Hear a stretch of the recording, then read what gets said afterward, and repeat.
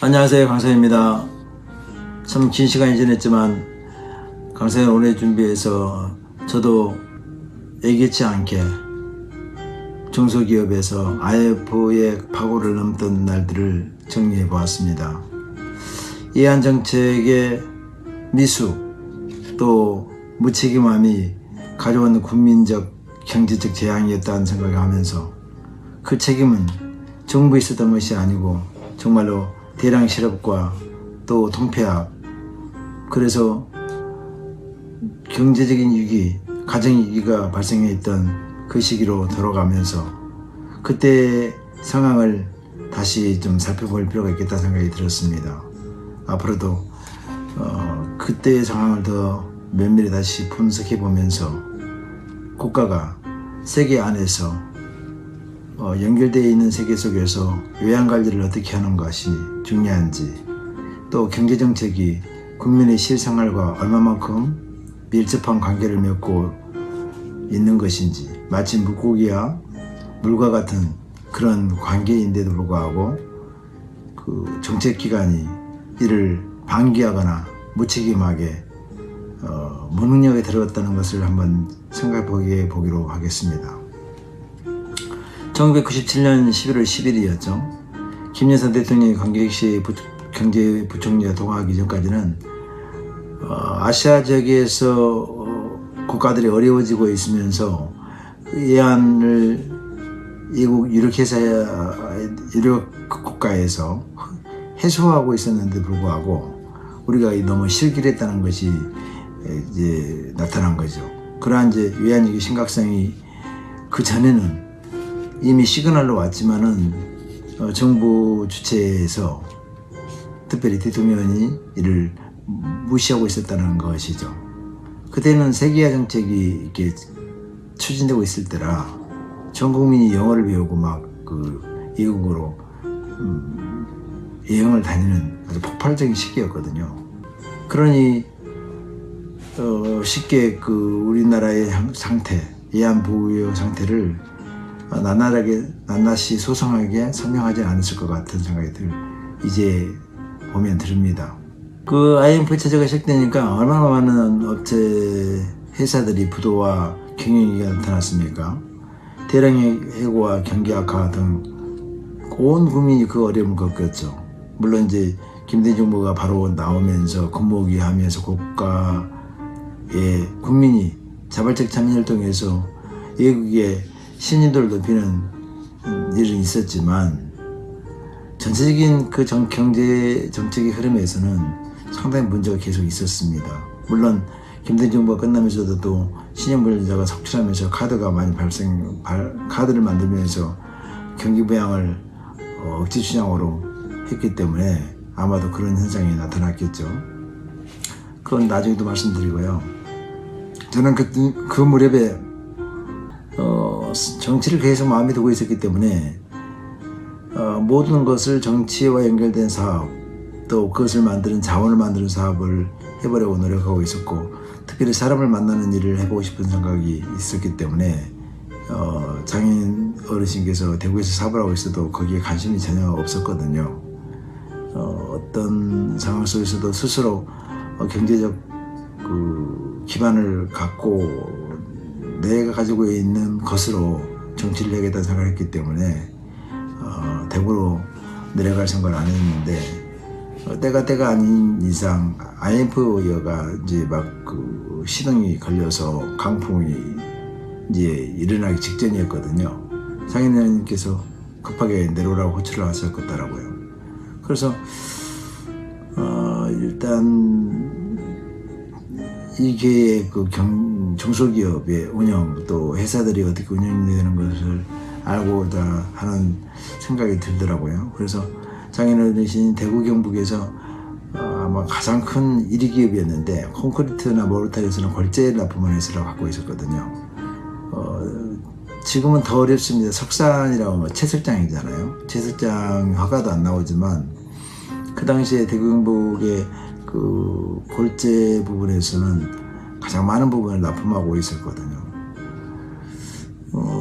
어르신께서 이제 또 그 여유 자금이 있으니까 골재 산업이잖아요. 건설자재 산업이기 때문에 레미콘이든 유관계 회사에 투자를 엄청 해서 지분을 가지고 있었어요. 그때 당시까지도 아직 그 건설 부분에서 또 정부가 부양 정책을 쓰고 있었기 때문에 아주 방만한 형태로 급성장하고 있었거든요. 뭐 투자 금융회사도 24개나 됐는데 그 30개 정도 늘으면서 종합금융회사로 바뀌면서 밖에 있는 돈을, 외국에 있는 돈을 막 가져와가지고 그거를 기업에다가 풀었거든요. 환율이 800원 정도밖에 안 했으니까 그 돈으로 사업을 할 수 있는 자금이 만들어졌고, 국내의 자금보다 외국에서 받아온 돈이 훨씬 더 저렴했기 때문에 이 사태를 알지 못하는 입장에서 이율이 낮으니까, 금리가 낮으니까 그 돈을 많이 썼죠. 그게 이제 IMF가 오면서 엄청난 이제 폭탄이 된 거죠. 저는 이제 작은 처남은 채석장을 해서 일을 하면서 진짜 바닥부터 돌 깨는 일부터 시작하면서 그 경영 승계를 할 준비를 하고 있었고, 저는 이제 장인어른께서 대동콘크리트 주식회사였는데 그 도로 블록을 만드는 칼라블록 만드는 인터로킹 회사라고 하거든요. 거기를 맡아서 이제 해보라고 해서 또 사업을 좀 배워보고 경영 현장에서 어떻게 일을 하는지도 정말 알아야 되겠다는 생각이 들어서 정말 열심히 했습니다. 근데 IMF의 후폭풍이 엄청 컸었거든요. 가까운 회사가 일신이라고 있었는데 흉관을 만드는 회사였거든요. 콘크리트관. 근데 거기도 투자를 엄청 해가지고 장인어른이 어르신께 투자를 해놨더라고요. 그런데 그 회사가 갑자기 이제 부도가 나니까 이제 흉관이 이제 이런 IMF가 끝나면 또 유력한 좋은 사업이었거든요. 그래서 아예 지분 투자를 더 해가지고 인수하게 되거든요. 그러니까 저는 이제 대동콘크리트 회사에 있다가 또 오후에는 일신에 내려가서 근무하는데 그게 쉽습니까? 제가 내려가면 관리 감독하는 사람처럼 오는 것이고, 그들은 기존 경영인들은 저를 이게 살갑게 맞이할 살갑게 맞이할 수가 없잖아요. 얼마나 관계가 어려웠는지 아주 애를 먹었었거든요. 참으로 사업한다는 것이 너무 어려운 일이구나. 인생의 모든 일이 쉬운 일이 하나도 없구나 생각을 많이 했습니다. 이 경영하는 분들, 사업을 운영하는 분들의 고통과 힘든 것을 생각해 보면 정말 잘 도울 수 있는 일과 또 국가의 선도에서 도움을 줄 일들을 찾아서 하는 것이지, 그분들을 치고 그들을 이끌어 가겠다고 생각을 가져서는 안 되겠다는 생각이 그때도 많이 들었었습니다. 우리 장인 회사도 그 예안을 가지고 와서 사업을 많이 투자를 하셨거든요. 뭐 사업이라는 게 나무 돈으로 한다고 하잖아요. 현금이 많이 가까워지고 있어도 워낙 일이 그 당시에 그 800원대에 듣기 때문에 그 돈 16을 가져와 가지고 제가 들어가 보니까 반은 갚았더라고요.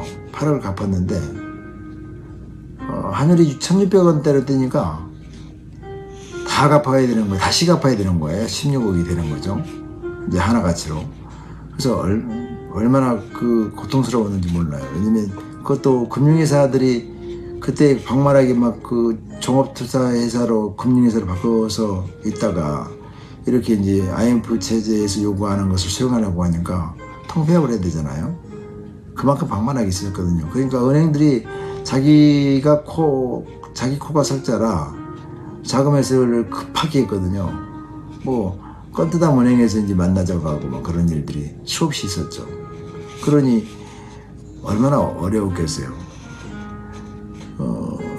사실은 이제 그때 97년도에는 이미 시그널이 있었거든요. 그 96년도부터 동남아 지역에 있는 국가들이 이해한 자금을 많이 사용했는데, 동남아시아 국가들이 어려워지니까 외국 투자기관이 급하게 회수를 하면서 한국도 나빠지리라는 이제 전망을 하면서 한국에도 욕을 하게 되는 것이죠. 사실 정부가 우리나라가 그렇게까지는 어려운 상황은 아니었는데 그 안정적 관리가 할 수 있는 그 정부의 대책이 준비되어 있고 또 그런 예국회사 투자회사를 안정시킬 수 있음에도 불구하고 그것을 이 사태를 이제 용인한 것이죠. 그래서 수습을 못하게 됐는데 또 그 당시에는 이렇게 돌아갔거든요.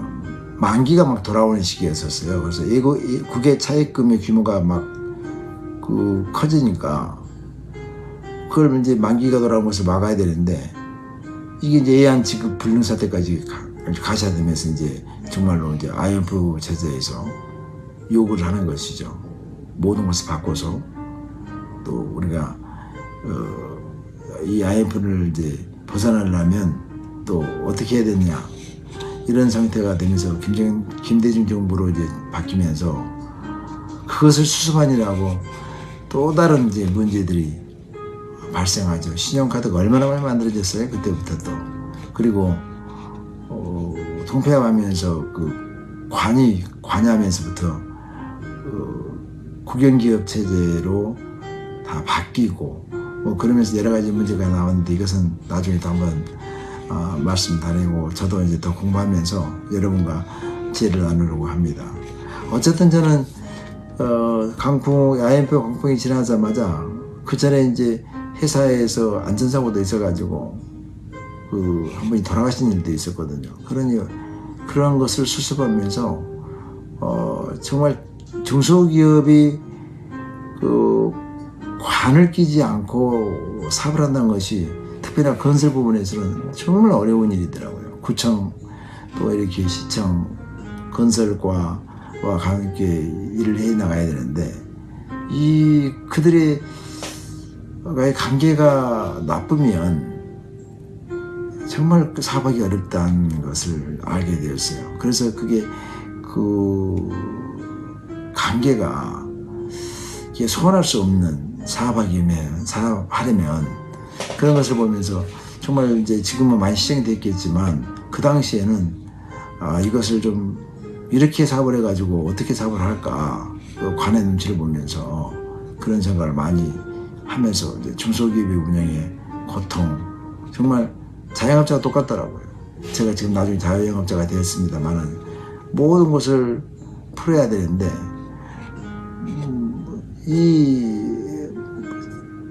뭐 KS뿐만 아니라 여러 가지 IS 제도 같은 여러 가지 고품질 제도들이 있는데 그런 것을 시도해 볼 여력이 없더라고요. 해보니까 하루하루 허덕허덕 그 의자가 아프고 또 납품하면서 납품처와의 관계와 관하와의 관계 그리고 자금의 실 문제들 또 인력의 한계 인력 소용의 문제들 그것을 다 이렇게 작은 규모의 회사의 사장이 또 그것을 총괄한 사람이 한다는 것은 정말 어려운 일이다.